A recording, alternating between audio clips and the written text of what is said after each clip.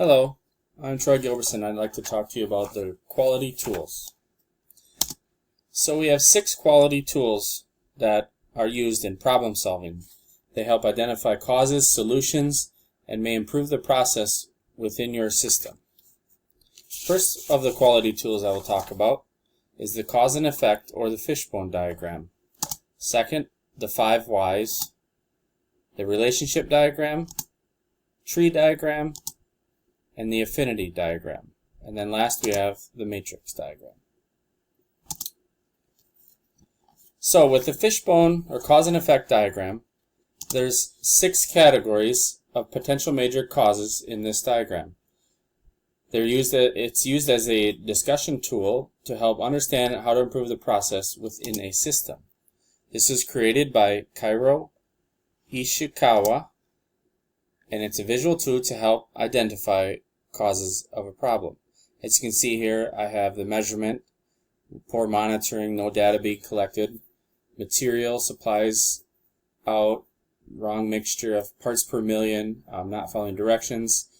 I'm not going to go through all these. As you can see there, they're all listed, but ultimately all those causes lead to poor sanitation.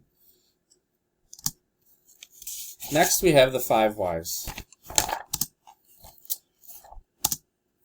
It's a technique used to get to the root cause of a problem by asking why after each response up to 5 times. It helps to identify the root cause and to show how the causes might relate.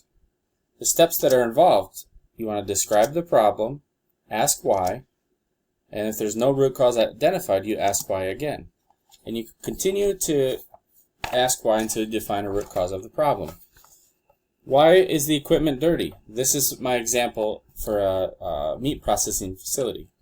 Why is the equipment dirty? Well, they're not being cleaned well enough after each shift. Well, why is it not being cleaned thoroughly? Employees could be rushing, cutting corners, and not following the checklist. Okay, well then you ask why. Why are they rushing or cutting corners and not following the checklist? They're not trained properly or have prior obligations and they might need to leave early. Well, why was the training insufficient and do they need to leave early? Well, management was in a hurry when they were training them, so they weren't trained properly and they just don't have proper understanding of sanitation in general. Well, why was management in a hurry and the training wasn't properly done as directed? Well, could be a high workload, lack of training themselves, or no accountability for their work, lack of caring. So ultimately, the root cause of this scenario would be a lack of strong management and lack of food safety knowledge. Next up, we have the relationship diagram. This diagram may be used for promoting quality control and shows how one thing leads to another, ultimately. I know that sounds kind of corny a little bit, but ultimately, as you can see here, you have poor management and budget shortage on the bottom of the diagram to the right. The arrow leads up to lack of training, then you have lack of training leading to no consistency, ultimately leading to sanitation risks. As you can see here, all the arrows lead to the next thing, which leads to another. So all these things intertwined ultimately can relate to sanitation risk. Next, we have the tree diagram. The tree diagram, there's some steps involved. First of all, you want to identify the goal statement or the primary objective, which here the goal statement or vision, as I have written in red there, is improved sanitation. Next, you want to subdivide the goal statement into major secondary categories, which would be, I chose to do for long term, it'd be cheaper, cleaner, and safer. And then you break each major heading into a greater detail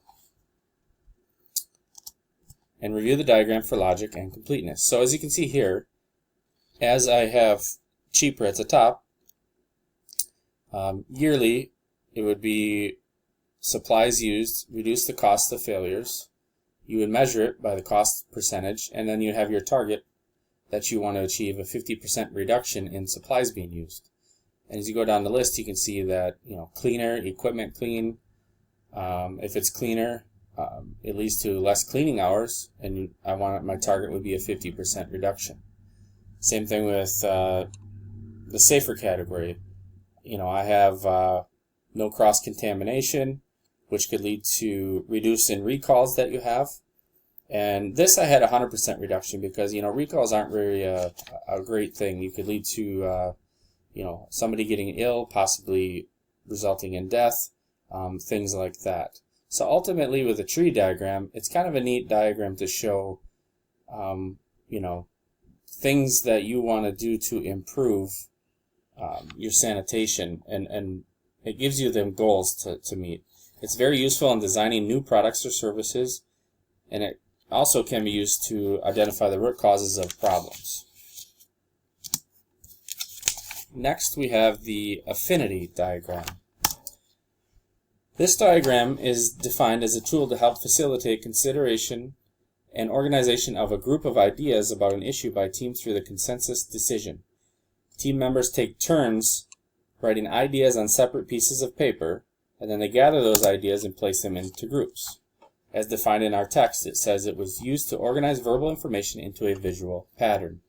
So here I have the 6 categories, kind of what I had in my fishbone diagram, but ultimately I was thinking of, if I had a group of people to be able to show you this, we would all write down on a piece of paper things that we would think of could lead to, poor sanitation.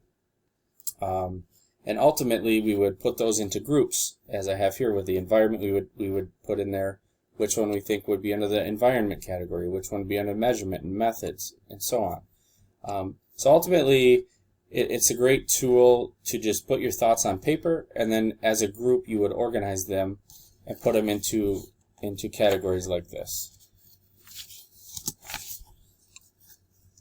And here we have the matrix diagram. And the matrix diagram is defined as a method that clarifies problematic spots through multidimensional thinking.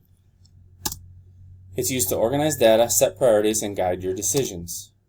You're able to see the impact on causes or problems. So ultimately here, as you can see, we have the causes or problems. On the left, I have poor hygiene, improper equipment sanitation, or poor facility design. And on the top, you have 3 categories: impact on food safety, impact on the workers, and impact on the business. So ultimately, with poor hygiene, as you can see, the food safety aspect would be when you're handling meat, poor hygiene could lead to contamination. Impact on workers, poor hygiene could lead to illnesses that could spread. And in the business, you could have a bad reputation or even lawsuits. Same thing with improper equipment sanitation. Could lead to contamination of the products. For food safety, the workers could have injuries or infection from dirty parts when they're cleaning or working with them. Impact on the business would be you could have increased downtime, because if your sanitation on your equipment fails, well, what do you have to do? You have to re-clean it and sanitize before you can continue on for your day. So now you're taking time out of your production day to have to do that cleaning. You have poor facility design. You could have hard to find dirty areas for food safety, pooling water, which could lead to bacteria growth. That could be an impact on the workers, or costly improvements. If there's a poor facility design, ultimately when you're dealing with regulation and things, you might have to spend some money to improve a drain problem, or the way the floor is, or the coving around the edges of the walls and things like that. So, the final takeaway. Everything here is all about quality. After learning about the 6 tools, quality improvement. Being able to have better ways to improve quality has an impact on the process and ultimately the entire system. Applying these in your daily operations is something that will increase many outcomes in the workplace for the better. I'd like to thank you for your time on this presentation, and I hope you are able to understand quality a little better. Thank you.